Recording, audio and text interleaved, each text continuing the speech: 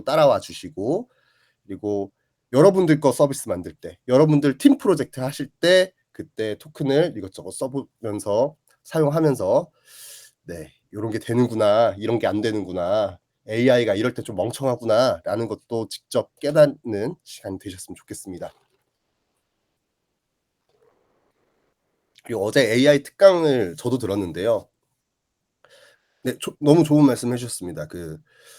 결국에 뭐 프롬프트 엔지니어링이 제가 어제 낮에 크게 의미 없다라고 말씀드렸던 것 같은데, 근데 사실 자세하게 얘기해서 더 자세하게 나오면은 더 좋은 거죠. 그리고 제가 이게 굳이 쓸 때 어제 커서로 쓸 때 프롬프트 엔지니어링이 사용하는 기법들을 몇 개 사용하질 않았어요. 아예 사용하질 않았어요. 근데 만약에 제가 더 사용했다면 더 좋은 결과물이 나왔겠죠. 그래서 알고 계시는 것은 좋다. 뭐 퓨샷이라든지 뭐 역할 부여라든지 그런 기법들이, 기본적인 기법들이 있어서 음. 음. 네. 프롬프트. 네. 네네. 그래서 고런 기법, 프롬프트 엔지니어링 하는 몇몇 기법들을 알아두시면은 뭐 나쁠 건 없죠. 네. 얘가 더 정확하게 답변을 해줄 수 있을 테니까. 자, 그리고 우리 비트라는 애로 프로젝트 세팅도 했습니다. 이 오즈 리액트라는 레파지토리를 만들었고요. 그 오즈 리액트 가지고 앞으로 뭔가 실습을 할 때 진행될 겁니다.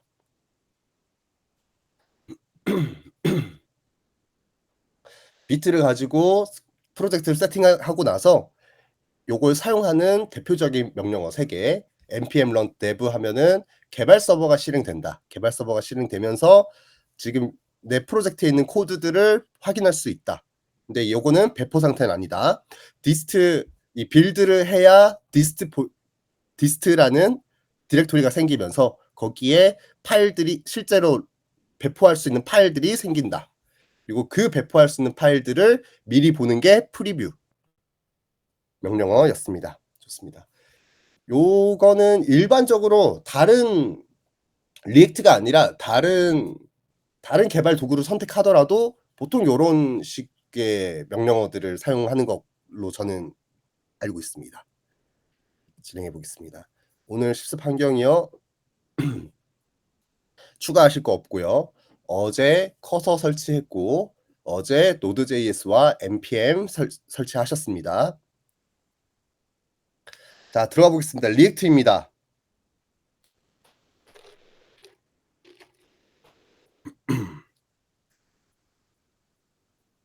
자, 리액트는요. 제가 인트로 때 잠깐 말씀드렸는데 페이스북에서 개발한 UI 구축용 자바스크립트 라이브러리입니다.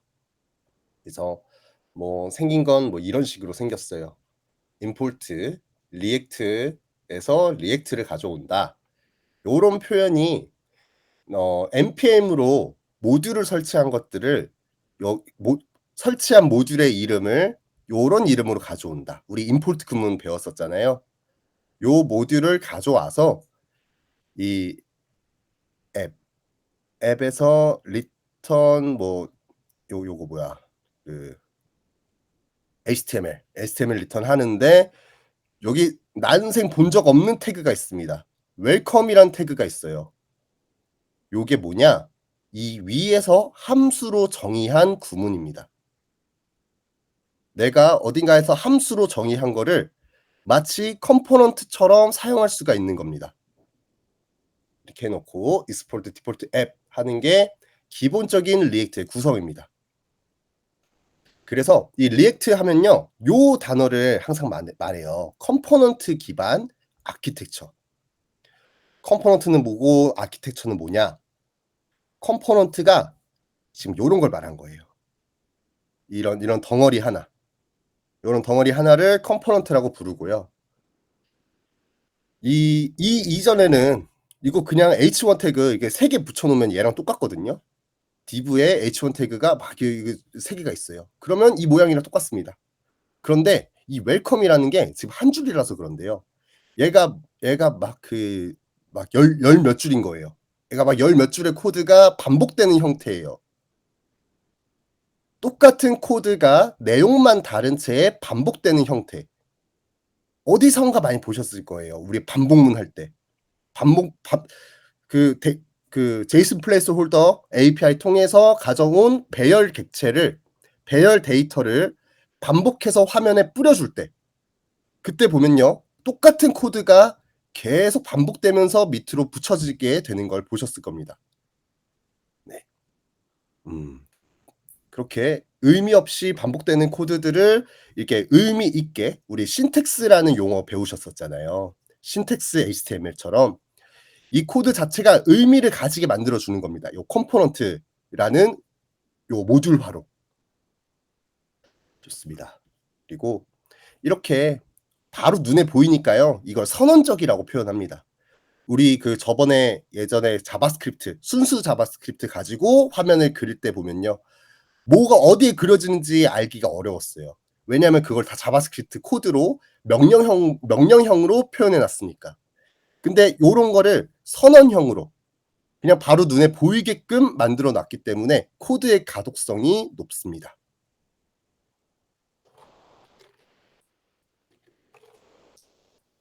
일단 이렇게 가볍게 하고 진행하면서 이건 실제로 보면은 어떻게 쓰는지 보면은 더 이해가 편하실 겁니다. 자, 다음 볼게요. 제가 그 모듈 예시 수업할 때 이 그림을 가져왔었습니다. 네이버 메인 페이지인데 네이버 메인 페이지 자체는 HTML 코드 그거 VS 코드에다 붙였더니 막 11,000줄 나온다. 그래서 그 한 장에서 모든 걸 다 개발하는 게 아니라 사실은 이렇게 다 구분 지어 놓고 개발을 하고 나중에 합친다라는 말씀을 드렸습니다. 요게 이제 컴포넌트의 개념입니다. 상단에 GMB 영역 따로 파일 만들어서 개발하고요. 중간에 검색 영역 따로 파일 만들어서 개발하고요. 광고, 뉴스, 인증, 쇼핑 다 별도로 개발한 다음에 한 페이지에서 그걸 조립하는 겁니다. 마치 이 전 페이지에서 앱이라는 함수 안쪽에 웰컴이 지금 3개 들어있는 것처럼. 감 오시나요? 자, 모듈과 컴포넌트는 어떤 차이인가요? 예, 비슷하게 느끼시는 게 맞습니다. 근데 일반적으로 모듈은 이런 자바스크립트 라이브러리, 패키지를 의미하고요. 컴포넌트는 이 화면 단위의 무언가들을 얘기를 합니다. 근데 이것도요, 사실 엄청 명확하지는 않은 게요. 컴포넌트 기반 개발이라는 표현 자체가 리액트가 처음 쓴 게 아니에요. 그 이전에 여기 그 IT 쪽 공부하신 분들 있으셔서 아시겠지만 컴포넌트 기반 개발이라는 거는요. 이미 예전부터 있던 개념이에요. 근데 이 컴포넌트 기반 개발이라는 요 컨셉을 프론트에다가 시켜서 뭔가 프론트도 이제 개발자스럽게 만들 수가 있게 되었다. 요게 중요했던 겁니다. 그래서 지금 당장의 이 리액트에서의 컴포넌트라는 의미는요. 이 화면 레고 블럭 하나 이걸 의미하는 건데요. 원론적으로는 컴포넌트라는 단어가 모듈과 뭐 구분 지을 수는 있을 텐데 원론적으로는 그 캡슐화하는 그 단위를 의미하는 거여서 크게 차이는 없습니다. 요요님이 느끼신 게 일단 맞습니다. 비슷합니다. 근데 리액트에서는 이제 이 이 함수 하나를 컴포넌트라고 부르고요. 얘를 모듈이라고 부릅니다. 이렇게 임포트 해 오는 거. 라이브러리. 그리고 이렇게 막 그렇게 막 크게 엄격하게 구분하진 않아요. 근데 적어도 이렇게 임포트하는 라이브러리를 컴포넌트라고 부르진 않습니다. 모듈 안에 컴포넌트가 있는 개념인가요? 모듈 안에 컴포넌트가 있는 개념인가요? 모듈 안에 음. 일단 아예 구분을 짓는 게 좋을 것 같아요. 저희는 지금 리액트로 요 개념을 처음 보는 사람들이니까 아예 구분을 지어서 어제 봤었던 뭐 모먼트 JS라든지 데이 JS 제가 가끔 예시 들어드린 거 그 npm으로부터 다운 받아온 거 걔네들은 모듈이라고 볼게요. 걔네들은 모듈이고 라이브러리, 패키지이고 그리고 이 화면을 그려주는 이 함수 단위 하나 얘가 지금 함수거든요. function, welcome 하고 함수 닫는 거. 이 함수를 이 앱이라는 함수 안에다가 리턴 문에 이렇게 쓸 수가 있는 거예요. 지금 요거 하나를 컴포넌트라고 보겠습니다. 얘가 컴포넌트고요. 이 화면을 구성하는 게 컴포넌트고요. 뭐 라이브러리, 패키지, 모듈 뭐 요런 것들은 네. 네, 이렇게 임포트해서 오는 거를 네, 라이브러리라고 보겠습니다. 리액트에서는 컴포넌트라는 의미가 UI 단위 기준을 한다. 네, 맞습니다. 네. 그렇게 이해해 주고 지나가시면 되겠습니다. 네, 좋습니다. 그리고 사실 모듈화라는 게 네, 그쵸. 저도 뭐 여기 썼지만 네, UI를 모듈화한 게 이제 컴포넌트거든요. 그래서 꽤 유사한 단어들입니다. 같은 의미를 가진 단어들이라서.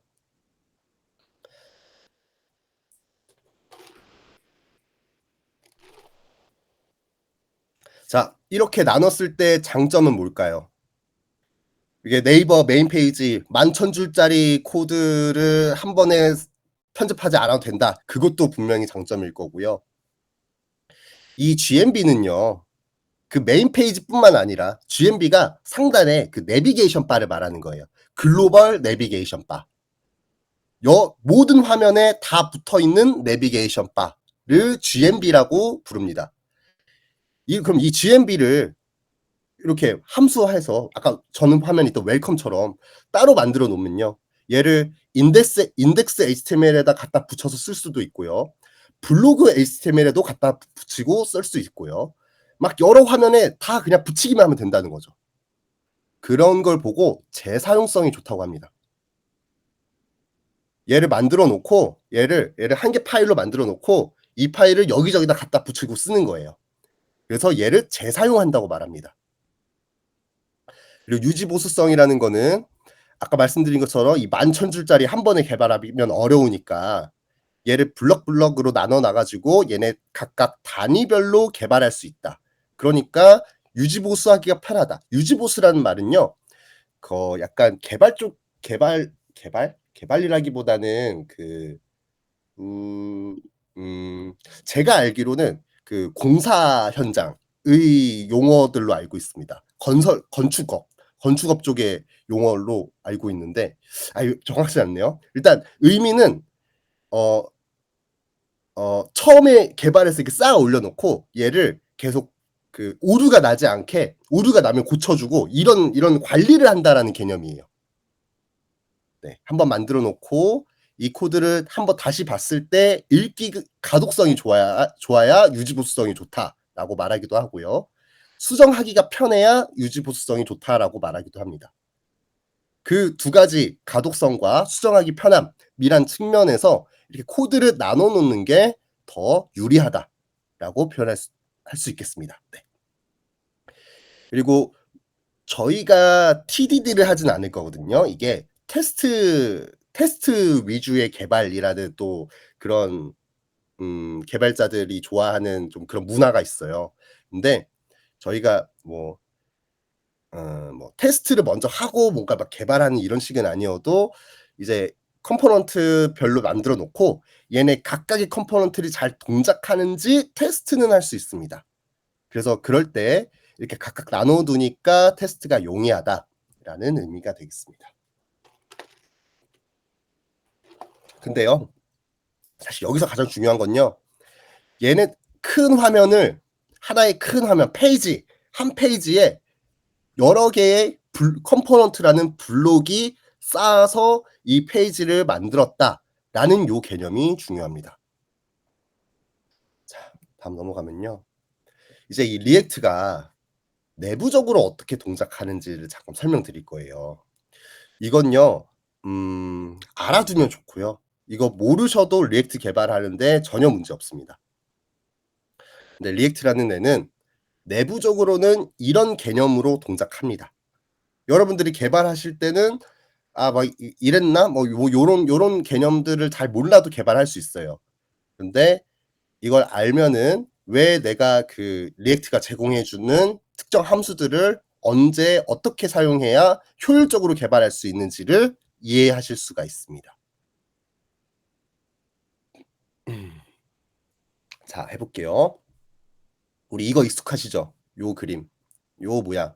이게 그 돔이라고 표현했었죠. 그 브라우저에서 HTML 코드를 브라우저가 HTML 코드를 읽으면 이제 도큐먼트부터 시작하는 쭉쭉쭉 내려오는 요런 돔 트리를 만든다. 이 돔 트리를 만들어 놓고 이 화면도 얘네도 HTML 헤드, 타이틀에 들어가는 텍스트 혹은 뭐 속성 값들 이런 것들이 다 객체다. HTML이 브라우저로 들어오면 이 HTML에 있는 모든 태그들을 객체화시켜서 관리하게끔 한다. 요거를 돔 트리라고 부른다라고 우리가 예전에 배웠습니다. 자, 요게 돔이고요. 리액트의 가장 큰 특징은 가상 돔을 쓴다는 겁니다. 지금 화면에 있는 요 돔 트리와 똑같이 생긴 가짜 복사본을 가지고 관리를 한다라는 개념이에요.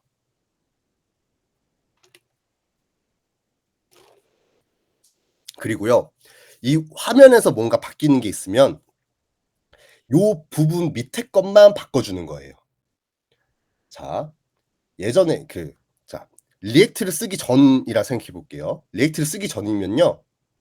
내가 인덱스 HTML을 열었어요. 그러면 이런 모양의 돔트리가 나왔습니다. 근데 내가 블로그 HTML로 이동했어요. 그러면 이걸 처음부터 다시 그리는 거예요. 이걸 처음부터 다시 그리겠죠. 왜냐? 그냥 페이지 자체가 이동이 되었으니까. 근데 리액트가 선택한 방법은요. 인덱스 HTML 여기 있고 여기서 화면이 바뀌었다고 치면은 바뀐 부분만 다시 만듭니다.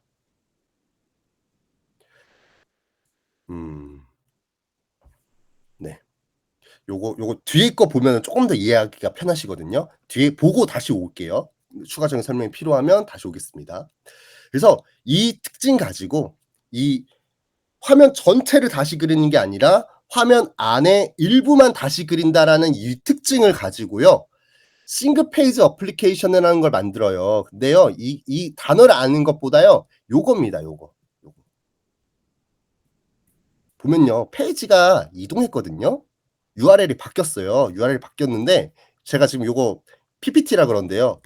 이 뒷화면은 바뀌지가 않고요. 요 가운데만 잠깐 이런 그 그레이 색깔의 화면이 나오더니 요 새로운 콘텐츠를 보여주도록 바뀌었습니다.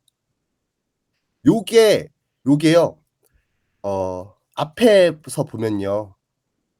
이 벌처돔 이 실제 돔 모양은 지금 요거예요. 실제 돔 모양이 요거였어요. 요거였는데 사용자가 막 뭔가 바꿨어요. "나 이제 이 버튼 눌렀어. 나 이제 이 버튼 눌러 가지고 다음 화면 볼 거야."라고 하는 순간 얘가 이제 바뀝니다. 얘가 이제 바뀌는 동안 데이터를 패칭해 와요. URL 바뀌었고 이 바뀐 URL 가지고 데이터를 패칭해 오는데 이 뒤를 다 다시 그리는 게 아니에요. 일반적으로 인덱스 HTML, 블로그 HTML 가지고 개발할 때는요. 이 뒤에가 다 바뀌거든요.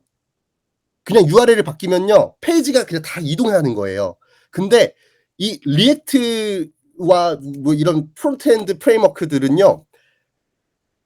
화면 전체를 다 다시 그리는 게 아니라 이 화면 안에 특정 영역만 다시 그린다는 의미예요. 그래서 이게 어떻게 동작하냐라고 그걸 살펴보면 그때 가상돔이라는 애를 가지고 이게 동작이 가능하더라라는 의미입니다. 그래서 우리는요. 이 가상돔이 실제로 어떻게 동작하는지를 다 이해하실 필요 없고요. 어 실 이 가상돔에서 특정 부분이 바뀌면요. 이 바뀐 거랑 지금 현재 돔이랑 비교해서 바뀐 부분만 다시 그려 준다. 요렇게 인지해 주시면 되겠습니다.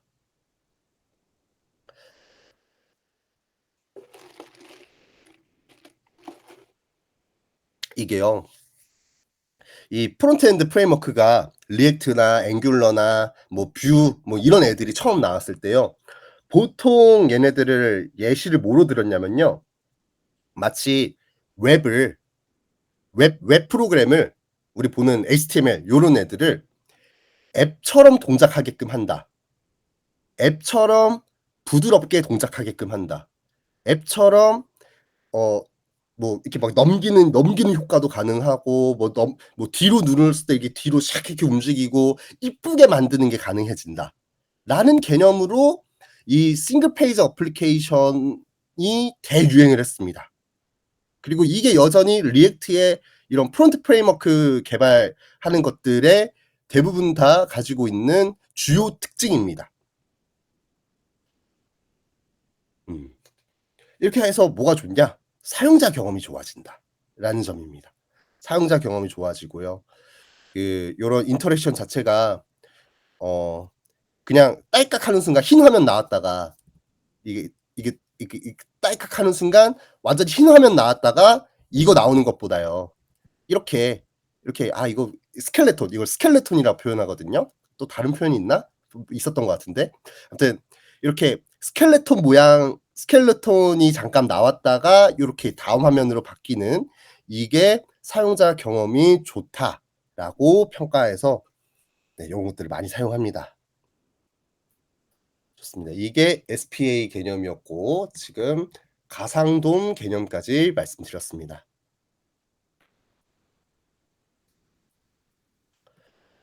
자 그러면 그전에 이 리액트라는 애가 나오기 전에는 웹이 어떻게 동작했느냐를 살펴보겠습니다. 기본적으로 서버 사이드 렌더링이란 개념입니다. 자 리액트 공부하시면서 많이 듣게 되실 거예요. 클라이언트 사이드 렌더링, 뭐 서버 사이드 렌더링이라고 해서 뭐 CSR, SSR, SSG 막 이런 표현들 많이 들으실 거거든요.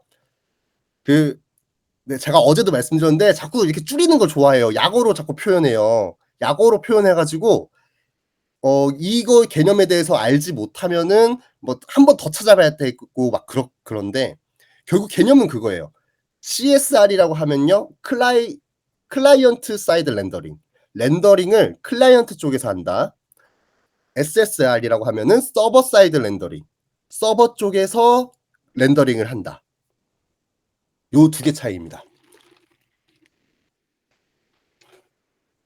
이거 외에도요. 뭐 MCP 패턴이라든지 뭐 MCP 패턴이라든지 뭐 다양한 뭐 너무 많습니다. 그 디자인 패턴이라는 것들이 너무 많아 가지고 뭐 이거는 지금 엄밀히 뭐 MCP와 뭐 뭐지? MTP였나? 네 뭐 걔네들이랑 좀 다른 개념이긴 한데 네 한번 다시 설명해 보겠습니다. 기존 웹이 어떻게 동작했는지를 보겠습니다. 기존에는요. 우리는 딱 여기까지만 한 거거든요. 딱 여기까지만 한 거예요. HTML 가지고. HTML 가지고요. 딱 클라이언트와 서버의 요 앞쪽까지만 했습니다. 심지어 얘를 .html이라고 붙여야 동작하는 정도까지밖에 안 했어요. 근데요. 우리 메인 웹 보면요. 뒤에 .html이라고 붙여서 동작하는 사이트들 거의 없거든요. 진짜 옛날에 만든 사이트들 아니면은 이제는 그런 사이트들이 거의 없어요. 그렇게 HTML 파일을 렌더링해서 가져오는 게 아니라 특정 주소로 서버 쪽으로 요청을 보내면 서버가 이 요청, 이 패스, 이걸 패스라고 부릅니다.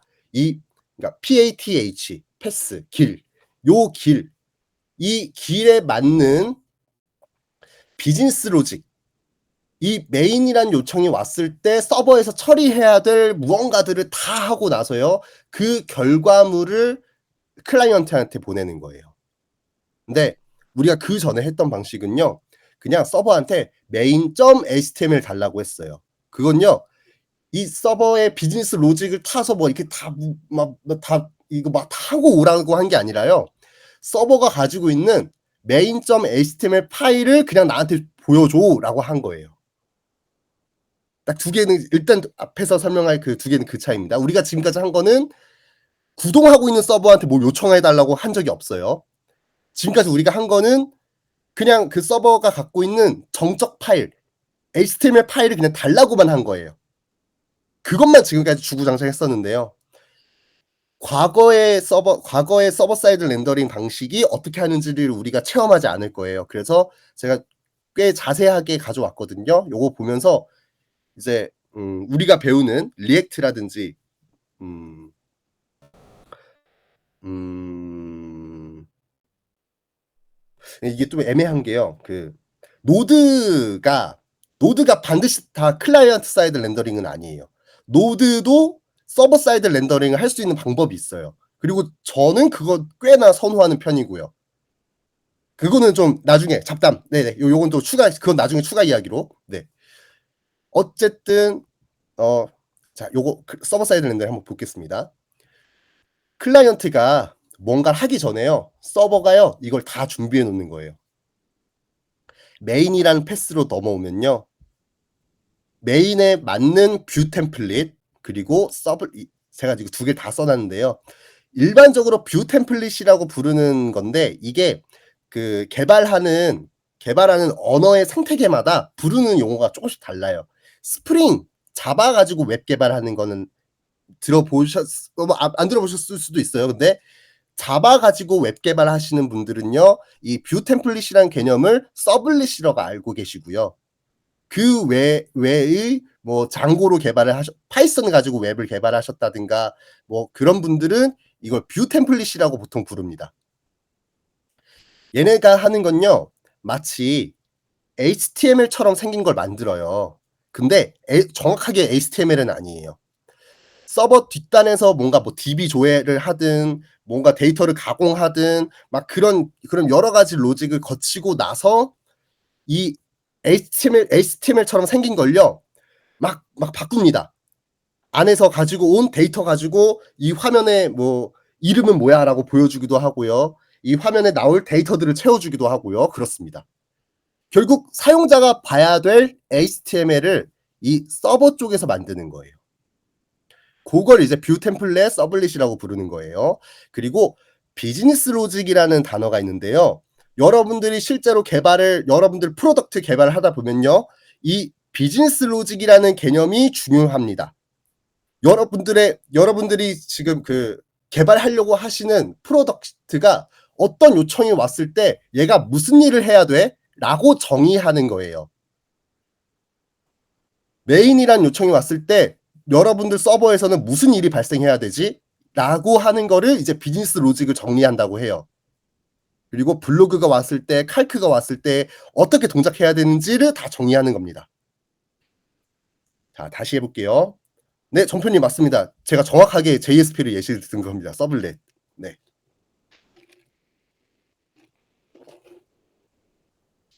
자 클라이언트가 뭐 요청을 보내든 뭘 하기 전에요. 서버는요. 항상 요걸 준비해 놓습니다. 클라이언트의 요청이 있든 없든 서버는 24시간 켜 있고요. 24시간 켜져 있는 서버가 메인, 블로그, 칼크라는 패스로 들어왔을 때 각각 어떤 비즈니스 로직을 처리해야 될지를 미리 다 정의해 놓고요. 그 정의에 따라서 로직이 다 돈 다음에 그 결과물을 화면으로 만들어 줘요. 그 화면이요. HTML처럼 생겼지만 HTML은 아니에요. HTML처럼 생긴 거에다가요. 이 비즈니스 로직을 거친 최종 결과물을 막 이렇게 껴줍니다. 그렇게 껴져서 나온 HTML 파일을 클라이언트한테 보내는 거예요. 네. 좋아요. 요거를 하나씩 한번 봐 볼게요. 자 먼저 클라이언트가 서버한테 이런 형태의 요청을 보냅니다. 뒤에 .html이 안 붙어요. .html이 붙는 거는 우리끼리 할 때 서버 가지고 개발한 게 아니라요. 그냥 "우리 컴퓨터에 있는 HTML 파일을 열어줘."라는 식으로 우리는 지금까지 했던 거거든요. 근데 일반적으로 서버 개발할 때는 요 뒤에 HTML 붙여서 "정적 파일을 나한테 줘."라고 하는 게 아니라 "내가 너 서버한테 메인이라는 패스로 요청을 보낼게."로 이해해 주셔야 됩니다. 자 메인이라는 패스로 자 앞에부터 하나씩 볼게요.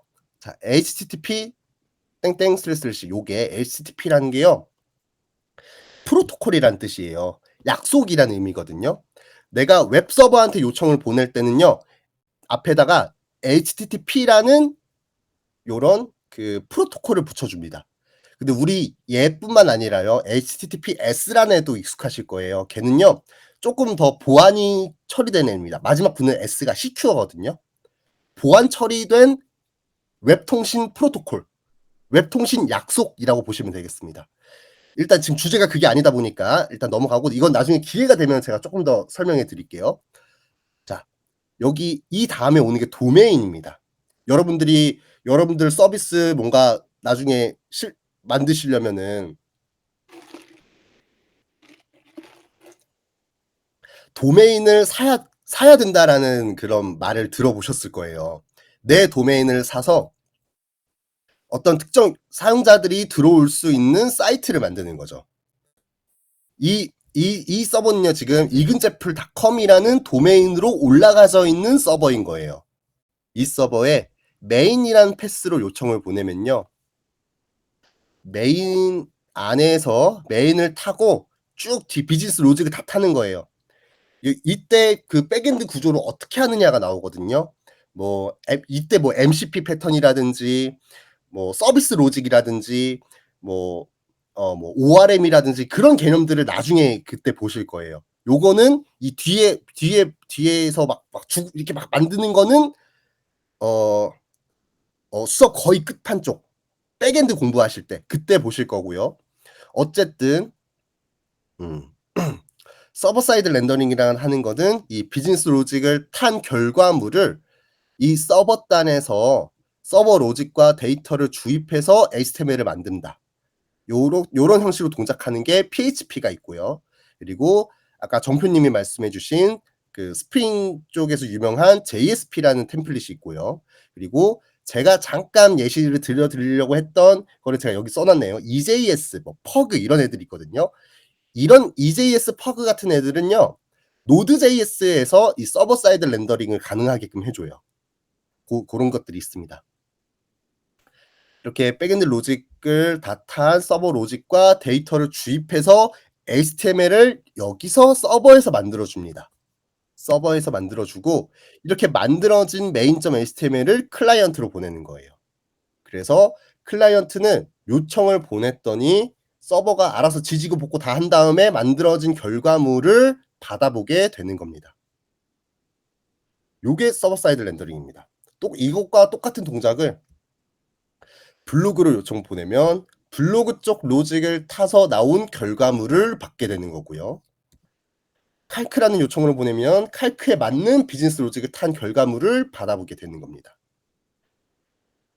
네.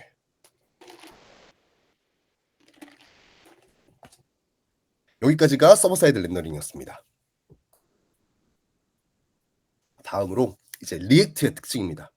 그러면 기존의 웹 서버들이 서버 사이드 렌더링으로 했다면 리액트는 뭐가 다르냐? 일단 준비해 놓는 게 좀 다릅니다. 준비해 놓은 파일이 달라요. 보면요. CSR은 클라이언트 사이드 렌더링이라는 건요. 클라이언트 쪽에서 렌더링 한다는 의미예요. 아까 서버 사이드 렌더링 할 때 렌더링하는 그 파트가 여기였거든요. 뷰 템플릿 서블릿 쓰는 거. 이 뷰 템플릿 서블릿 가지고 이 뷰 템플릿 서블릿을 어 이 뷰 템플릿 서블릿의 예시가 요 JSP, EJS 같은 였던 거예요. 음. 근데 이 클라이언트 사이드 렌더링은요. 준비해 놓는 게 인덱스 HTML, 앱.js, 블로그.js, 칼크.js 이런 정적 파일들을 준비해 놓습니다. 그리고요. 서버 쪽은요. 뷰 템플릿이랑 서블릿 요런 개념이 없어요. 요런 개념이 없고 이 메인이나 블로그, 칼크 얘네들을 요청이 오면요. 어떤 데이터를 반환할지를 준비합니다. 어떤 데이터를 반환해 줘야 될지를 준비하고 있어요, 얘네들은. 그리고 사용자가 이 도메인으로 요청이 오면요. 이걸 던져 줘요. 요 정적 파일들을. 그래서요. 일단 서버가 준비해 놓는 건요. 이 정적 파일들 목록과 각 패스마다 갖고 있는 비즈니스 로직입니다. 사용자가 내 도메인으로 요청이 왔어요. 굳이 패스를 지정하지 않고 요청을 했어요. 그러면요. 이 인덱스 HTML은요 비어 있습니다. 뭐 화면에 그려진 게 없어요. 단지 거기에 div 태그로 아이디가 앱이라고 적혀 있는 게 넘어와요. 이거 나중에 이따 보실 거예요.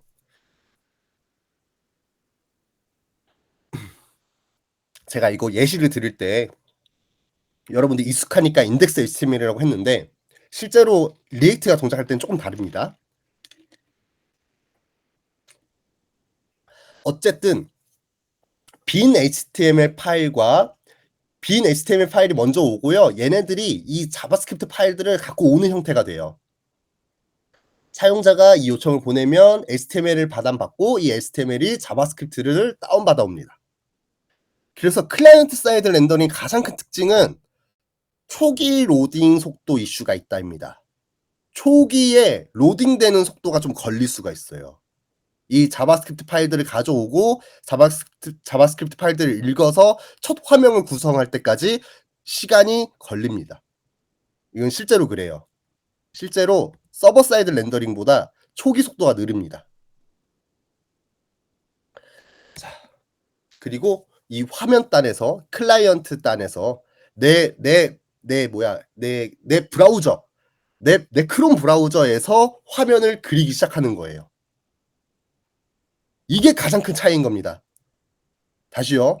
서버 사이드 렌더링이요. 그 이전에 이런 리액트라든지 다른 애들이 나오기 전에 있었던 뭐 아까 정표님이 얘기하신 JSP라든지 제가 말한 EJS라든지 이런 애들이 동작하는 방식은요. 사용자가 내 어떤 특정 패스로 요청을 보내면 서버에서 지지고 볶고 다 해서 HTML을 만들어줘요. 그리고 그 HTML을 클라이언트한테 던져줍니다. 클라이언트 사이드 렌더링은 사용자가 일단 슬래시로 요청을 해요. 요청을 하면요. 거기에 해당하는 파일들을 다 가져와요. 그 다 다운받는 거예요. 다 다운받고 이 다운받은 걸 가지고 화면 단에서 그려줍니다. 이 그려주는 걸 어떻게 하냐? 이걸 리액트가 하는 거예요. 좋습니다. 그래서 여기까지가 가장 큰 맥락에 대한 이해였습니다. 자, 렌더링을 웹페이지를 구성하고 데이터를 가져오는 로직이 포함된 형태로 렌더링을 하고요. 그 렌더링된 화면 안에서 막 움직일 거잖아요. 그 화면에서 뭐 아까 보셨던 이 얘처럼요. 이렇게 URL이 움직이게끔 할 거잖아요. 이 화면이었다가 내가 이걸 딸깍 누르니까 여기 URL이 바뀌면서 새로운 데이터를 패칭해 와 가지고 이게 그려진다라고 말씀드렸어요. 근데 이게요. URL이 바뀐다는 의미가 이거거든요. 서버 사이드 렌더링이라고 생각하면요. 이걸로 보냈다가 이게 된다는 뜻이에요. 서버 사이드 렌더링이 베이스인 상태에서의 개념은 URL이 바뀌었다. 이퀄 화면 내가 받아온 HTML이 달라졌다는 의미입니다.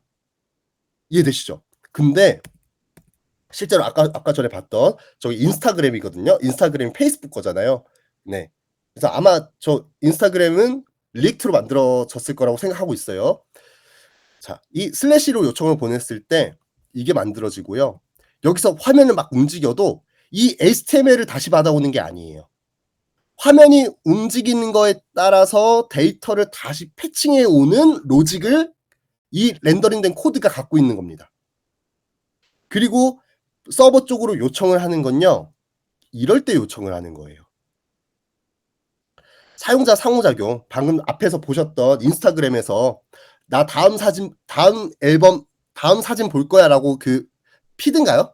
다음 피드 볼 거야라고 누른 순간 HTML이 바뀌잖아요. 그 바뀐 HTML에 따라서 서버 쪽으로 바로 요청이 가는 게 아니라요. 요 코드가 리액트 코드가 그 바뀐 URL을 가지고 있다가 데이터를 패칭해 오는 겁니다. 추가적으로. 그것도 우리가 다 정의해 주는 거예요. 바뀐 URL에 따라서 메인으로 바뀌었다라고 하면은 아까 보면요. 얘는 example.com이잖아요. 요것도 다릅니다. 얘는 그냥 실제로 사용자들이 오는 서버고요. 이거는요. REST API라고 해서요. 내 백엔드 자원, 내 DB, 내 DB에 대한 자원을 접근하게끔 하는 서버입니다. 그래서 서버 도메인 쪽으로 메인 요청을 보내면요. 이때는 얘가 제이슨을 반환해 줘요. 마치 우리가 그 예제 실습에서 제이슨 플레이스 홀더 그 예제 사이트한테 get 요청을 보내면 걔가 제이슨을 반환해 주듯이.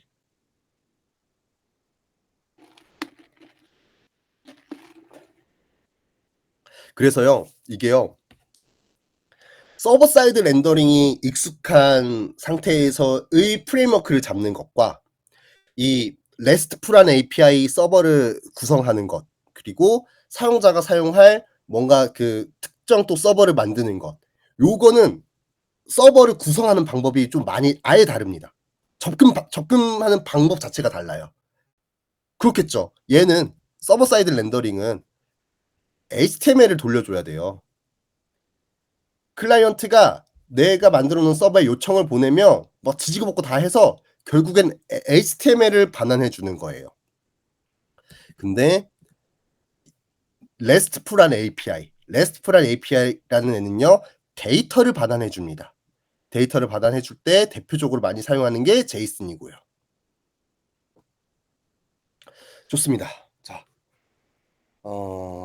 요렇게 해서 일단 제가 설명하려고 준비했던 내용들은 다 됐습니다. 혹시 궁금하신 부분이 있으면은 저한테 얘기를 추가적으로 더 해 주시고요.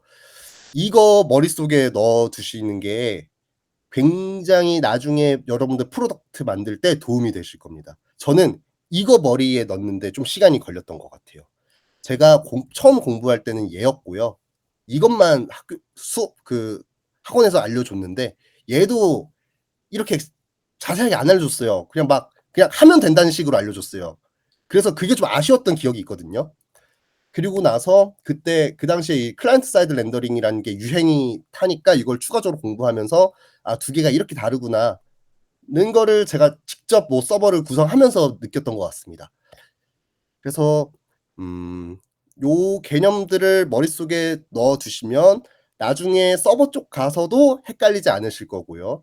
여러분들 팀별 프로젝트 하실 때 백엔드를 구성을 하셔야 될 거예요. 그때 이런 엉뚱한 짓을 안 할 수 있다. 왜냐하면 AI한테 그냥 서버 만들어 달라 하면은 이거 만들어 줄 수도 있거든요. 요게 아니라 "내가 필요한 건 이거다. 이 서버가 필요한 거다."라고 명확하게 얘기해 줄 수 있어야 되죠, AI한테. 네, 좋습니다. 궁금한 거 있으시면 질문 주시고요. 일단 11시 10분 사진 찍으셔야 되죠? 네, 그러면 지금 찍겠습니다, 예. 여러분. 감사합니다. 화면에 얼굴 나와주세요. 네, 완료했습니다.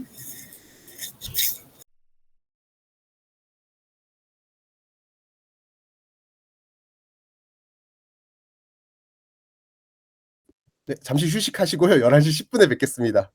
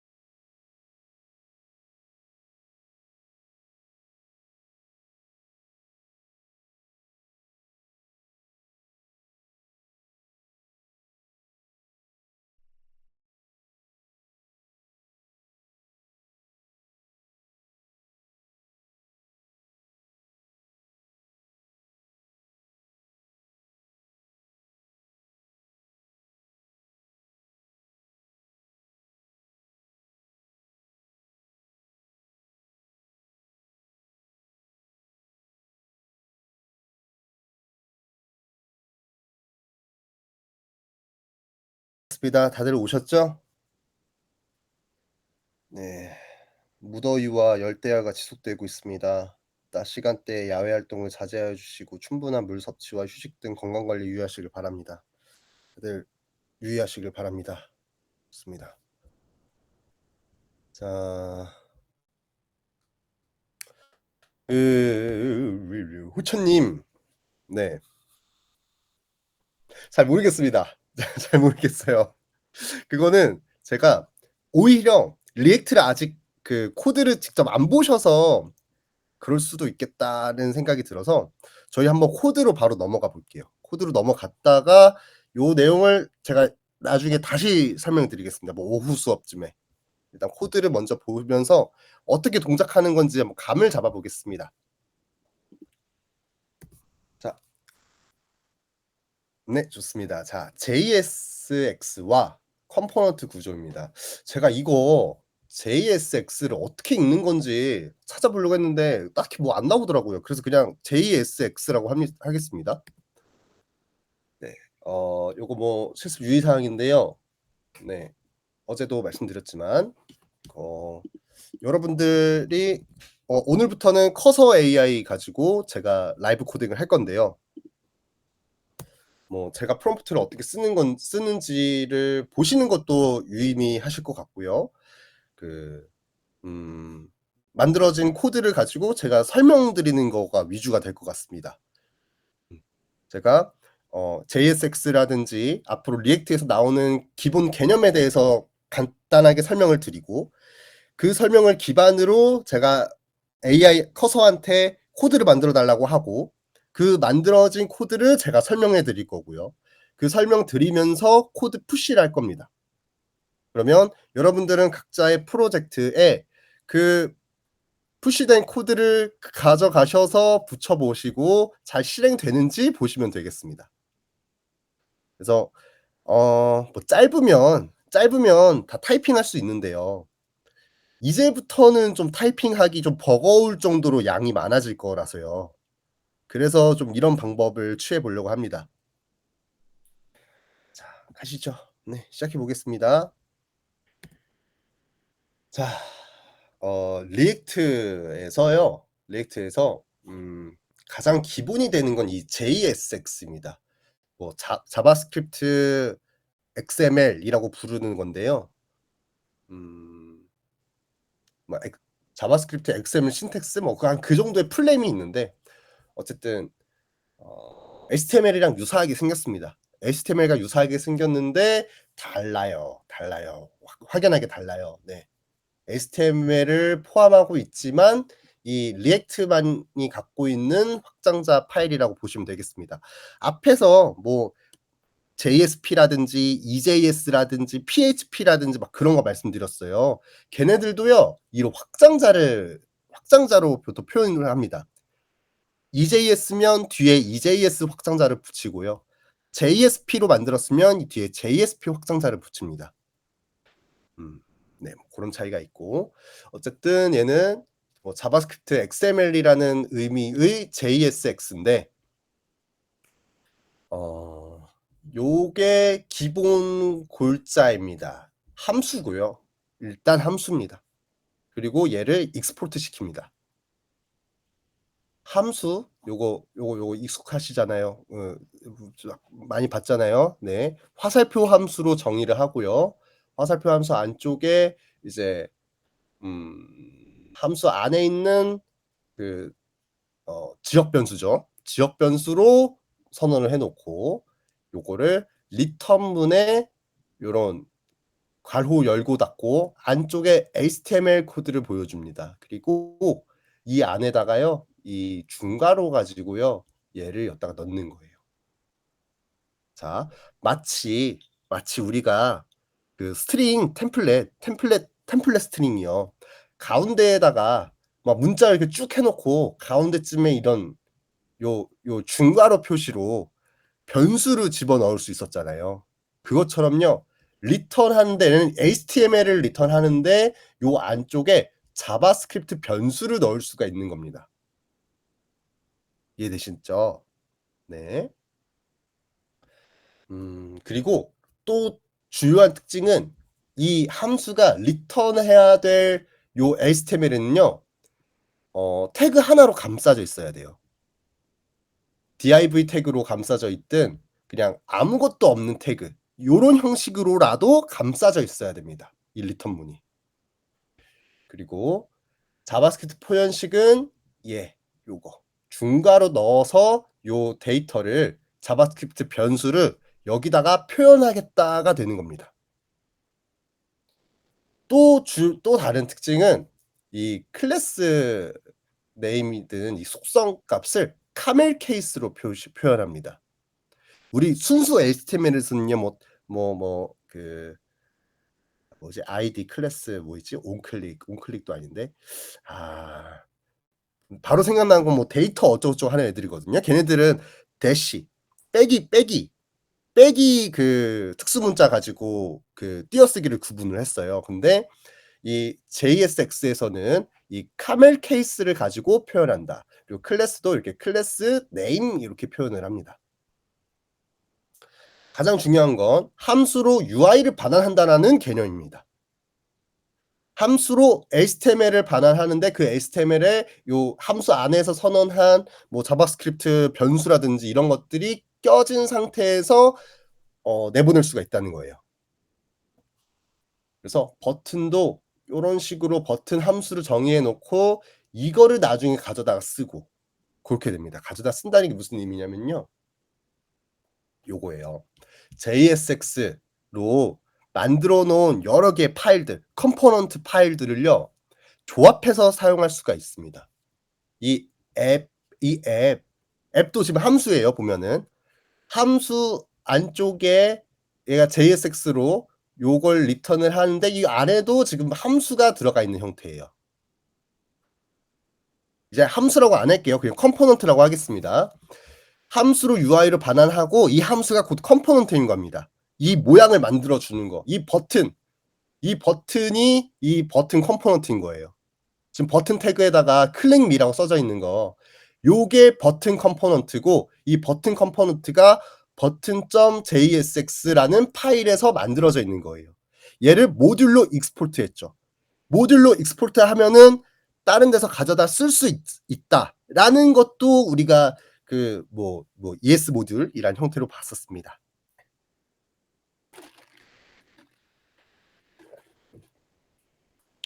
특정 밖에서 여기 보이고요. 얘도 지금 함수고 얘는 h1 myapp이라는 애를 이 HTML을 반환하고 있는 함수고요. 컴포넌트고요.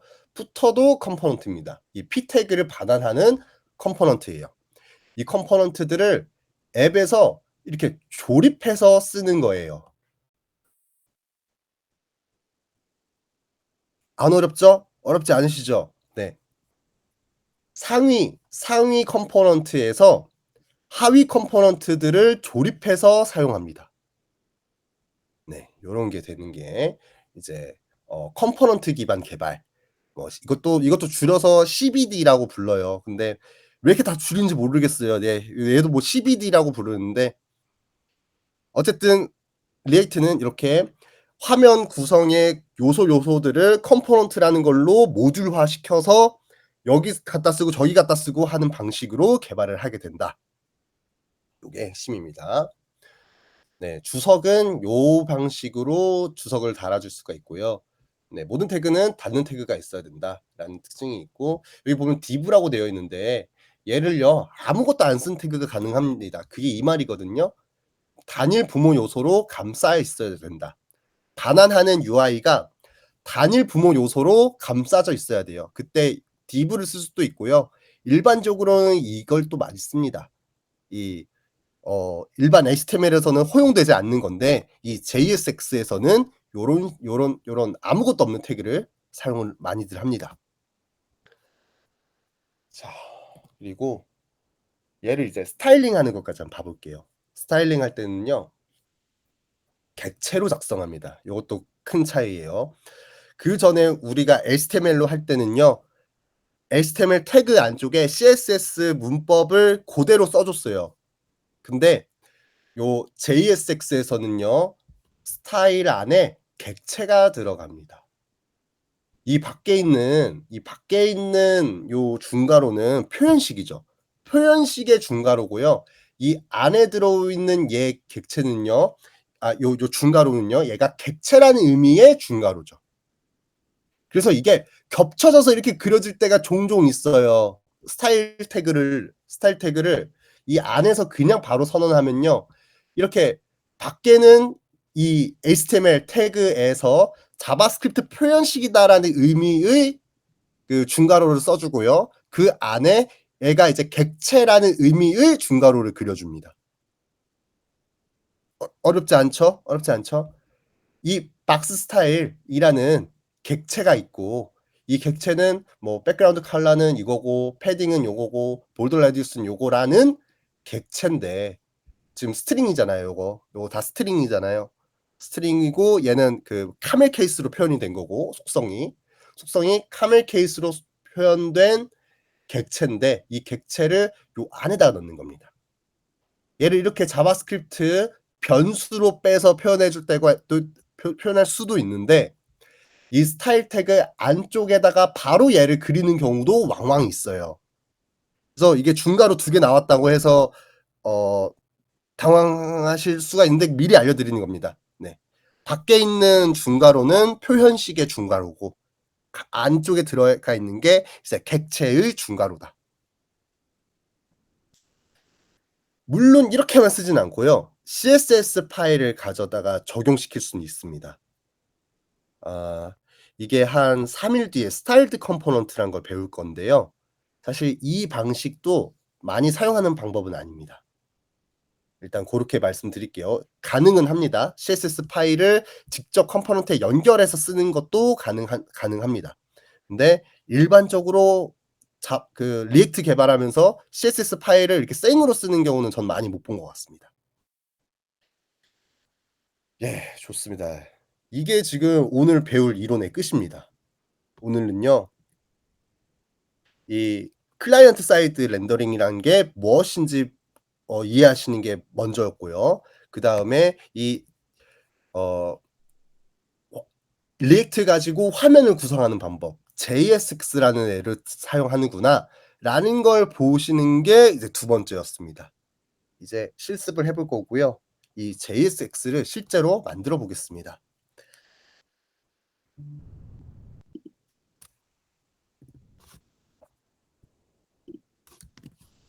네. 일단 뭐 하기 전에 기존에 있던 코드 분석부터 좀 해볼게요. 기존에 비트가 자동 생성해 준 요 코드 있잖아요. 이거 제가 코드 다 푸시해 놨거든요. 네. 코드 푸시했고 사실 별로 바꾼 것도 없어요. 어제 상태랑 동일합니다.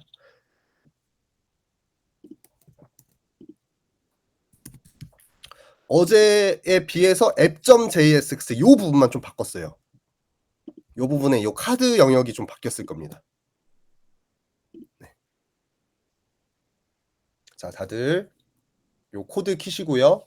요 커서 키시고 함께 코드 분석부터 좀 해보겠습니다. 기존 이 비트가 만들어준 코드가 어떻게 구성되어 있는지, 구조가 어떤 형식으로 되어 있는지 확인하는 것부터 해보겠습니다.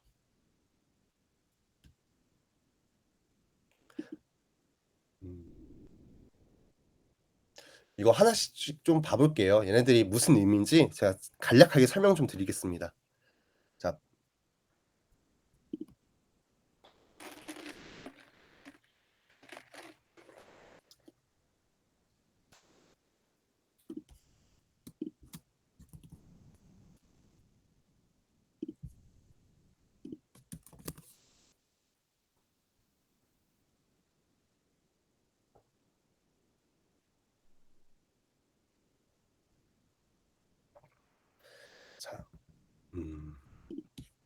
얘부터 시작해 볼게요. 맨 밑에 있는 파일부터 시작해 보겠습니다. 자, bit.config.js입니다. 자, 요게 여러분들이 프론트 개발을 하신다든가 이제 나중에 클라우드를 배포를 자동화한다든가 아니면 혹은 도커를 사용하신다든가 제가 아직 도커를 정확하게 설명해 드리지 못했어요. 근데 그런 뭔가 내 코드, 내가 직접 뭐 화면을 구성하고 비즈니스 로직을 만들고 하는 그런 개발 외에 무언가를 자동화시키기 위해서 내 프로젝트에다 세팅을 하는 경우가 종종 있거든요. 지금 우리 같은 경우에는 내 리액트 프로젝트에 비트가 세팅되어 있는 겁니다. 우린 뭐 애초에 시작을 비트로 시작하긴 했지만, 그러면요, 그런 그 서드 파티에 있는 무언가들을 애들은요, 이 프로젝트의 루트 디렉토리에 자기네들의 컴피그 파일이 있는지를 많이들 봐요. 요런, 근데 이런 규칙은요, 이 회사 얘네들이 정하는 거거든요. 우리는 그냥 거기 따를 수밖에 없어요. 이걸 쓰려면. 지금 비트가 이거 그냥 만들어준 거예요. 뭐 우리가 만든 거 아니죠. 처음부터 있었으니까. 보면요, 뭐 define config에서 react 넣었습니다. 보면요, 정확히 뭐 하는 애인지는 모르겠고요.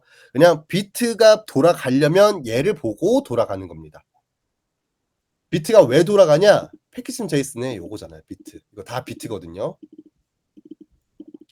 비트 명령어로 실행될 때 비트가 내부적으로 이 프로젝트에 config.js가 있나 확인하고 진행할 겁니다. 그래서 뭐 그런 거에 대한 자세한 문서는 얘네들이 제공해주는 공식 문서가 있습니다. 이거를 보시고 또 궁금하신 것들은 궁금하시면 열어보시면 될 것 같습니다. 일반적으로는 뭐가 안 되면 찾아보는 편입니다. 뭘 하려고 하는데 잘 안 된다 하면 그때 공식 문서 가서 좀 들여다보고 그렇게 하는 게 일반적이지 않나 싶습니다. 아무튼 요거는 비트가 지네들 거 코드 실행할 때 지네들이 이제 번들링을 하든 개발 서버를 실행하든 뭐 그런 거 할 때 참고하는 파일입니다. 비트가 만들어준 파일이다 라는 거고요. 자, 리드미는 어제 잠깐 설명드렸습니다. 마크다운 문법으로 작성된 문서입니다. 수정하셔도 상관없습니다. 그리고 패키징.json 이미 많이 봤죠. 이 프로젝트의 이름 써놓고요. 얘 나중에 배포하실 때 뭐 버저닝도 여기다 해줄 수도 있고요. 중요한 거는 요 스크립트다. 스크립트에 npm run dev, npm run build, npm run lint, npm run preview 요런 애들이 가능하더라. 그리고 디펜던시스를 통해서 이제 프로덕트에 들어갈 라이브러리들의 의존성을 관리해 줄 수 있다. dev dependencies라는 거는 프로덕트에는 들어가지 않는 라이브러리인데, 다시 말해볼게요. 프로덕트에 포함되지 않는 라이브러리, 즉 개발에만 사용되는 라이브러리들이다. 네, 요 대실락은 열어볼까요? 네, 대실락은요. 내가 패키지.json에서 이런 식으로 해서 그 노드 모듈스 여기 설치를 했잖아요. npm install 명령으로 딱 쳤을 때. 그래서 실제로 깔린 모듈들의 명확한 버전들에 대한 정보입니다. 그거를 내가 npm install 하는 순간 얘가 생성이 돼요. 그래서 내 PC에서는 패키지 락.json 요 정확하게 어떤 모듈들이 설치되었는지에 대한 명세입니다.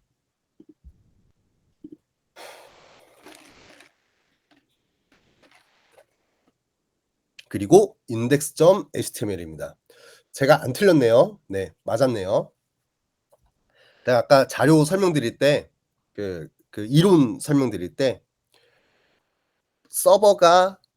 클라이언트가 서버한테 도메인으로 요청 보내면, 그러면 그때 서버가 HTML 파일을 반환해 준다라고 했습니다. 그 빈 HTML 파일이 바로 요겁니다. 이렇게 아무것도 그려지지 않는, 내부에 아무것도 그려지지 않는 HTML 파일이 반환되고, 이 HTML 파일은 스크립트를 포함시키고 있습니다. 요게요, 아마도 디스트도 동일할 거예요. 요 디스트가 실제 배포할 때 사용하는 그 코드 뭉치라고 말씀드렸어요. 얘도 큰 차이 없을 거예요. 그죠? 좀 다르긴 한데, 네네, 유사하죠? 네. 클래스 오리진, 에셋에다가 요 스크립트, 요거 JS 파일 넣어주고, 요거 CSS 파일 넣어주고, 결국에 사용자가 실제로 받아보는 HTML은 요거고요. 얘가 이 얘네들 한번 짭해서 안 보이는데 네. 요 JS 파일, CSS 파일들을 같이 가져와서 화면에서 렌더링 해주는 겁니다. 요게 클라이언트 사이드 렌더링이라는 개념입니다. 좋아요. 자, 다시 요 디스트는 이제 다시는 안 볼게요. 보통 개발할 때는요, 이것만 봅니다. 여기만 보고요. 여기 src 요 영역만 보고요. 디스트는 리액트가 알아서 비트가 알아서 잘 빌드를 해주니까 거기에 그냥 믿고 맡기는 겁니다. 얘는 이제 안 볼 거예요. 노드 모듈스도 안 볼 거예요. 얘는 그냥 npm 인스톨 딱 친 순간 설치된 npm에서 다운로드 받은 노드 그 모듈들이 이렇게 모여져 있는 거다. 뭐 주요한 특징은 얘네들을 Git으로 트래킹하지 않는다. Git으로 트래킹하지 않는 이유는 무거우니까. 네. 자, src 보겠습니다. 자, 인덱스 HTML부터 볼게요. 보면요, 스크립트가 모듈이고요. 여기 아이디가 루트가 있습니다. 그리고 여기 뭐 메타 태그들 이렇게 있고요. 그리고 이 스크립트는 src main.jsx를 포함시키고 있습니다. 이게 뭔지 찾아가 볼게요. src 경로에 main.jsx 그러면 딱 이거거든요. 우리가 개발 서버 실행하면요, 얘를 지금 우리 개발 서버가 먼저 보고요. 그리고 얘가 이 스크립트 파일을 불러오는 거예요. 볼게요. 이 main.jsx 보겠습니다. 얘를 열어보면요, 지금 이게 무슨 표현인지 모르겠어요. 모르시는 게 당연해요. 자, create root라는 걸 씁니다. 근데 얘가요, 그냥 기본 함수가 아니라요, 그냥 마치 우리가 여기서 뭐 얼러트 하면 그냥 기본으로 되듯이 그런 기본 내장 함수가 아니라요, 여기서 꺼내서 쓴 겁니다. 리액트 돔 클라이언트라는 라이브러리 안에 있는 크리에이트 루트를 꺼내서 여기서 사용을 한 거예요. 이해되시나요? 이해되시죠? 괜찮죠? 어렵지 않죠? 자, 얘도 마찬가지예요. 스트리트 모드라는 것도 리액트라는 라이브러리에서 스트리트 모드를 꺼내서 내 코드에다가 사용한 거예요. 이게 결국 임포트, 익스포트 배울 때 그 내용과 유사한 거거든요. 제가 이렇게 쓰는 경우도 있고, 이렇게 중괄호 해서 꺼내 쓰는 경우도 있고, 그냥 바로 임포트 받아 쓰는 경우도 있고, 지금 얘가 지금 제가 이렇게만 눌렀는데요, 얘가 이것도 알려줘. 이거는 저희 엄청 아니고 이틀 뒤에 할 거예요. 라우팅이라는 걸 배우면서 할 거예요. 얘는 지금 안 할 건데, 이 정도로 커서가 대단합니다. 이거 탭 치면 이렇게 써줘요. 써주고요. 그냥 대충 이렇게 탭 치면요, 여기 들어가는 것까지 다 해줘요. 세상에다. 이게 나중에 다 해야 되는 애거든요. 지금은 그 세팅 안 한 거예요. 라우팅이라는 개념을 아직 안 배웠으니까. 지금 방금 요거는 커서의 대단함을 한번 보신 거고요. 어쨌든 우리가 익숙해져야 되는 거는 리액트라는 거에서 스트리트 모드를 꺼내서 요렇게 표현했다. 리액트 돔 슬래시 클라이언트라는 라이브러리에서 크리에이트 루트를 꺼내서 이렇게 사용했다.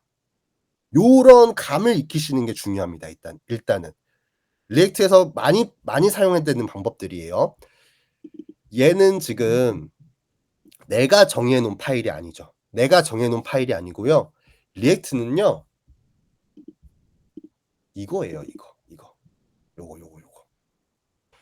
요걸 통해서 설치된 노드 모듈스에 있는 애예요. 여기에 이렇게 쭉 내려가다 보면요, 리액트라는 애가 있을 거예요. PQR 리액트, 그쵸? 여기 있죠. 이거를 가져다 쓰는 거예요. 그 밑에 있던 애는요, 얘죠. 리액트 대시돔. 보통 리액트 깔면은 자동으로 설치되는 애들입니다. 그거를, 이 라이브러리 이름을 이렇게 가져다가 쓰는 거예요. 임포트 어쩌고 저쩌고 프롬 뭐뭐, 요 리액트 모듈, 이 노드 모듈스 다운받아진 이 npm으로부터 다운받은, 내가 개발한 거 하나도 없고 npm으로부터 다운받은 라이브러리를 내 코드에서 가져다 쓴다. 요겁니다. 리액트라는 애를 가져다가 스트리트 모드를 사용한다. 네. 좋습니다. 이거 보면요. 얘는 또 아무것도 없어요. 이게 그 아무것도 없는 거는요. 얘를 그냥 지금 이 index.css라는 에 있는 요 CSS들을 그냥 바로 루트 경로에서 적용시키겠다는 뜻이에요. 그냥 감으로 받아들이셔야 될 것 같습니다. 좋아요. 자, index CSS 요거를 그냥 바로 임포트해서 사용한다. 여기에 적용시켜 놨다가 되고, 이제 중요한 건 얘입니다. 자, 얘네들은 다 모르겠어요. 얘네들은 create root 뭐 하는 애들은요. 뭐 다 모르겠어요. 모르셔도 전혀 상관없어요. 어차피 리액트가 알아서 해주는 애들이에요. 굳이 설명을 드리자면요. 여기까지는 아직 리액트 안쪽 영역이 아니에요. 여기까지는 자바스크립트 영역이에요. 그래서 자바스크립트 코드를 쓴 거예요. document get element by id root. 아이디가 루트인 애들을 꺼내서요. create 루트를 하겠다는 거예요. create 루트. 여기서부터 루트를 잡아서 그 밑으로는 리액트 라이브러리를 가지고 화면을 구성해 주겠다라는 의미가 되겠습니다. 휴아. 자, 이 루트가 결국에 아까 HTML에 있던 요 루트겠죠. 네. 그래서 이거 리액트와 유사한 서비스 패키지 라이브러리 프론트엔드 라이브러리로 만들어진 애들은요. 상단에 다 요 루트라고 써져 있습니다. 코드들이 다 그렇게 돼 있어요. 그래서 맨 위에 루트 있으면은 요거 리액트든 뭐든 아무튼 그런 애들로 만들어진 거구나라고 눈치를 챌 수 있습니다.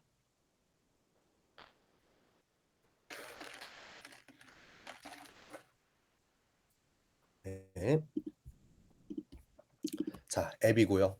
그래서 뭐 이 스트릭트 모드 지금 뭔지 잘 모르셔도 돼요. 일단 넘어갈게요. 앱.jsx 여기서부터가 여러분들이 실제로 코딩하실 영역들입니다. AI한테 맡기실 영역이 여기서부터예요. 사실 이 위에 것도 맡길 수 있는데 일반적으로 이제 화면을 만드는 건 여기부터입니다. 네, 지금 이 파일이 있는 경로의 앱.jsx를 가져다가 이 화면을 여기다가 뿌려준다. 네, 가볼게요. 이 스트릭트 모드라는 태그 안쪽에 앱 태그가 있죠. 앱은 스스로 닫힘 태그가 있습니다. JSX의 가장 큰 특징은 닫힘 태그가 반드시 있어야 된다는 겁니다. 자, 가볼게요. 앱 가보겠습니다. 방금 뭐 했냐면요. 여기 마우스 올려두고요. 윈도우는 컨트롤일 것 같고, 아니, 알트인가? 윈도우 알트인가요? 컨트롤인가? 그 맥북은 커맨드입니다. 맥북은 커맨드로 이렇게 올리면요. 컨트롤이군요. 예, 감사합니다, 진님. 내가 임포트 받은 파일 있잖아요. 얘가 이 코드 안에 표현되어 있는 게 아니라요. 이 별도 파일, app.jsx라는 파일에서 임포트 받아온 코드잖아요. 이거를 이렇게 하고 누르면요. 얘로 바로 이동됩니다. app.jsx로. 마찬가지로요. 내가 이 create 루트가 궁금해요. 뭔지 너무 궁금해. 하면요. 얘를 누르면요. 가긴 갑니다. 이거 보면요. 노드 모듈스 안에 있는 타입셀 리액트 도메 뭐 이런 애래요. 내가 다운로드 받은 모듈스 안에 있는 패키지, 내가 다운로드 받은 라이브러리가 어떻게 생겼나 보고 싶으면 이런 식으로 보실 수 있습니다. 네, 코드도 다 뜯어보실 수 있어요.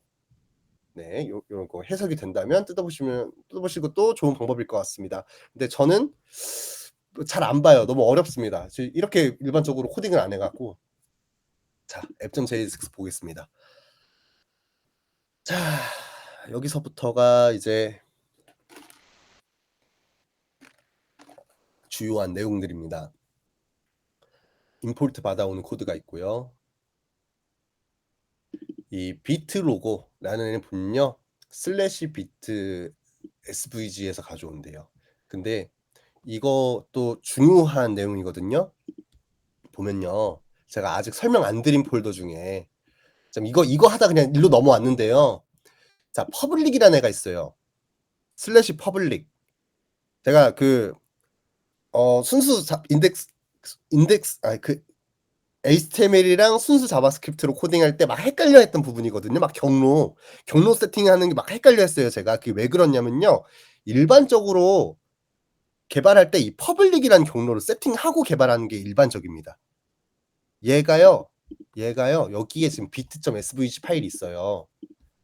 svg 파일은 뭐 이미지나 뭐 요런 것들을 코드로 표현해 준 겁니다. 코드로 이미지를 표현해 준 게 svg입니다. 요 bit.svg가요 지금 퍼블릭 안에 있습니다. 그리고 뭐 어딘지는 모르겠는데 어딘가에서 이제 이 퍼블릭을 정적 파일의 루트 경로로 지정을 해줘요. 그걸 지정하지 않으면 일반적으로 다 퍼블릭이에요. 얘는 밖으로 공개되는 정적 파일들을 담아놓는 공간입니다. 그래서 여기서부터 슬래시로 접근이 가능해요. 슬래시 bit.svg 하면요. 그게 곧 뭐야 여기 아닌데요? 왜 없지? 앱이죠 앱. 네. 그냥 슬래시로 접근하면요. 퍼블릭 경로에 있는 정적 파일, 뭐 이미지든 일반적으로 정적 파일이 이미지나 폰트 막 이런 애들을 정적 파일로 넣어 놓거든요. 예, 그런 애들을 가져다가 이렇게 쓰겠다가 되겠습니다. 이제 형님 질문 볼게요. 예전 손코딩 할 때는 리액트에 뭐 있고 다른 거에 뭐 있고 이걸 다 외워서 임포트해 왔던 거예요?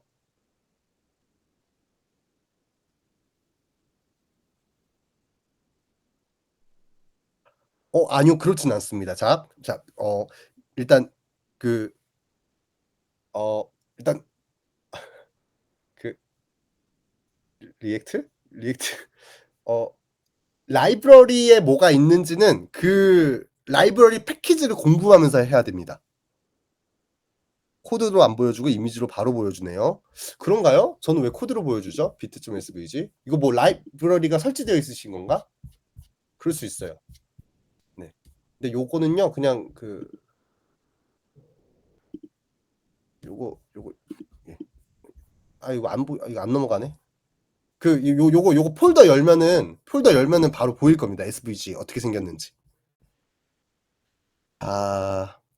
사실 특정 라이브러리가 무슨 함수를 제공하는지 이런 걸 다 알 수가 없어요. 개발자들이. 그래서 그런 거를 엄청 중요시 여겼습니다. 공식 문서 보는 거를. 뭐 예를 들어 jQuery라고 해볼게요. jQuery도 뭐 라이브러리 중에 하나라고 볼 수 있지 않나요? 그래서 뭐 얘가 제공하는 기능이 뭐가 있는지를 이렇게 공식 문서 보고 공부해가지고 얘를 하나씩 내 프로젝트에다가 적용시키는 거예요. 보통은 그렇게 개발을 했습니다. 네. 근데 이제 하다 보면 손에 익으니까 외워지긴 하죠. 네, 그렇습니다.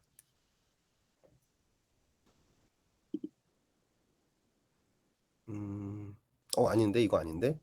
요거다. 네. 다시 와서 메인 받고 app.jsx 보겠습니다. app.jsx에서 유즈 스테이트는 이건 내일 할 겁니다. 요거는 내일 좀 메인 주제로 잡고 할 거고요. 잠시만요. 죄송해요. 제가 지금 여러분들이 안 보여서 이게 웹이 어디 있지? 됐다. 네. 자, 유즈 스테이트는 그냥 뭐 요런 게 있구나 정도 일단 보고 넘어가시고요. 요건 내일 좀 위주로 할 거예요. 이게 상태라는 개념인데 네, 상태는 내일 할 거고요. react.svg 지금 보면 점 슬래시로 시작하잖아요. 점 슬래시는 내 파일이 있는 경로에서부터 보는 겁니다. 내 파일이 있는 경로에서부터 stet 안에 있는 react.svg를 가져오겠다. stet 안에 있는 react.svg 요걸 가져오겠다. 근데 이 비트로거는 슬래시부터 가져오겠다. 정적 파일 경로부터. 정적 파일이 있는 경로부터 가져오겠다. 이런 두 개의 표현들이 가능해집니다. 요 점 슬래시도 보면은 상대 경로죠. 내 파일이 있는 요 app.jsx 파일이 있는 경로부터 해서 app.css를 가져와서 적용시켜 주겠다. 예, 네. 이렇게 CSS까지 적용되어 있는 거 보셨습니다. 그리고 이제 이 안쪽 볼게요. 얘가 지금 화면을 구성하고 있는 코드죠.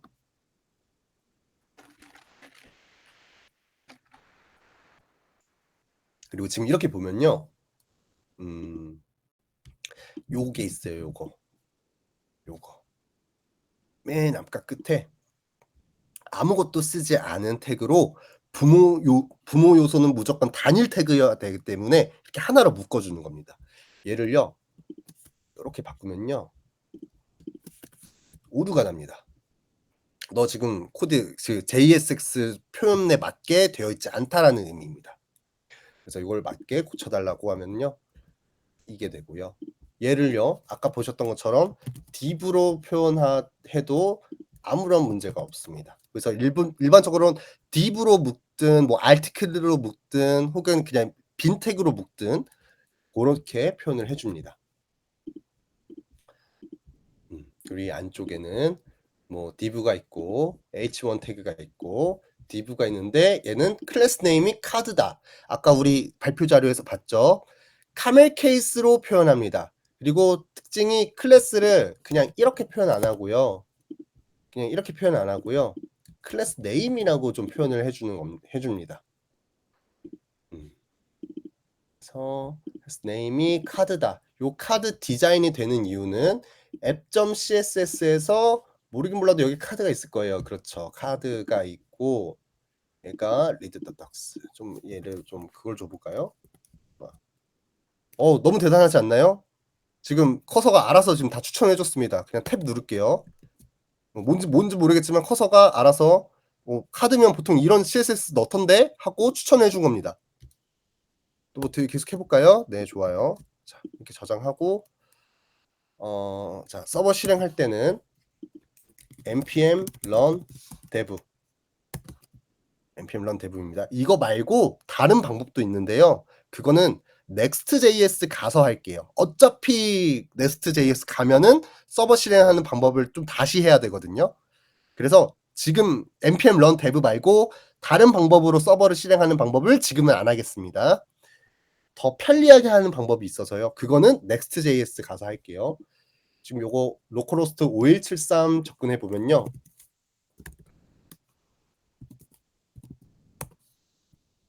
네, 뭐 이렇게 됐고요. 얘가 더 안 이쁜 것 같죠, 왜? 이만큼 없었거든요, 원래. 이만큼 없었어요. 없는 상태가 요거였고요. 네, 지금 밑에 여기 잘려 있어서 그런데. 네, 요거였고. 음. 지금 요것도 제가 올려놓으니까 너 이거 지울 거야? 라고 얘가 미리 뜨는 거거든요. 이때 그냥 탭만 눌러주시면 됩니다. 탭 누르고 뒤에도 남아있잖아요.